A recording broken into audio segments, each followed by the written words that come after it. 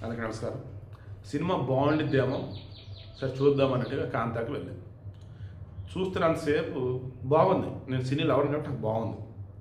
But ప్రేక్షకుడు అన్నవాడు ఎలా ఆలోచిస్తాడు, ఎస్పెషల్లీ ఇప్పుడు జనరేషన్ అని అనుకున్నప్పుడు మహానటి ఆల్రెడీ చూసాంగా ఎన్నిసార్లు ఇంకా అలాగే ఎన్టీఆర్ దట్ మీన్స్ మన జూనియర్ బాలకృష్ణ కథానాయకుడు అవన్నీ చూసాంగా ఇంకెన్నిసార్లు చెప్పుకుంటూ పోతే రీసెంట్ టైమ్స్లో మన లక్కీ భాస్కర్ అది కూడా వింటేజ్ ఫిల్మ్ టైపే. ఇలా గతంలో ఉన్నటువంటి కార్లు, అప్పుడున్న బిల్డింగ్లు, అప్పుడున్న సినిమాలు ఇవన్నీ ఆల్రెడీ చూసేసి ఉన్నాం. కథ కావాలి కొత్తగా అన్నట్టుగా ఆలోచించారు జనాలు.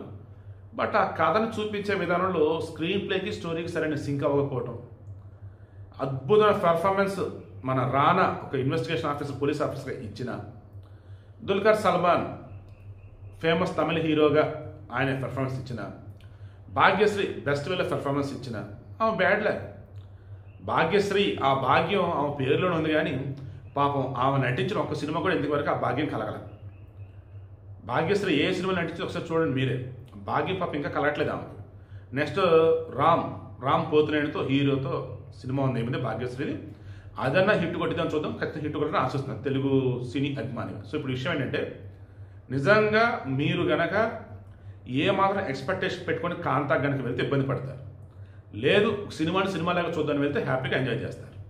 రేటింగ్లు అవన్నీ ఇవన్నీ అసలు ఏం చెప్పచ్చు. నేను చెప్పడం ఒకే ఒకటి, ఏం ఎక్స్పెక్ట్ చేయకుండా సినిమాకి వెళ్ళండి, ఖచ్చితంగా బాగుంటుంది. ఏ మాత్రం ఏదైనా ఎక్స్పెక్ట్ చేసి సినిమాకి వెళ్ళారా ఖచ్చితంగా కొంచెం ఇబ్బందిగా ఉండిద్ది. అండ్ అవునన్నా కథన కొంచెం సెకండ్ కొంచెం ల్యాగ్ ఉండిద్ది. స్క్రీన్ ప్లేకి స్టోరీ కొంచెం సింక్ అవ్వదు. కొంచెం చూసుకొని వెళ్ళండి. ఆల్రెడీ ఆల్రెడీ నేను స్టోరీ కూడా చెప్పా కదా, మాయవరం కృష్ణస్వామి త్యాగరాజ భాగవత ఎన్కేటి. ఓకే, మాయవరం కృష్ణస్వామి త్యాగరాజ భాగవత ఎన్కేటి అతని స్టోరీనే ఇది.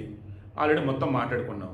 ఇంకో అతనే చెప్పేది సినిమా కూడా ఆల్మోస్ట్ అదే ఉంది. కాకపోతే సముద్రకని తర్వాత మన రానా అండ్ ఇతను దుల్కర్ సల్మాన్ బాగా నటించారు.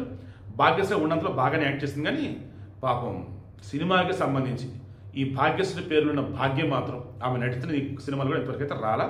బట్ రాను రోజులు ఖచ్చితంగా రామ్ సినిమాతో అయితే వచ్చిందని కోరుకుంటూ ఉన్నాను.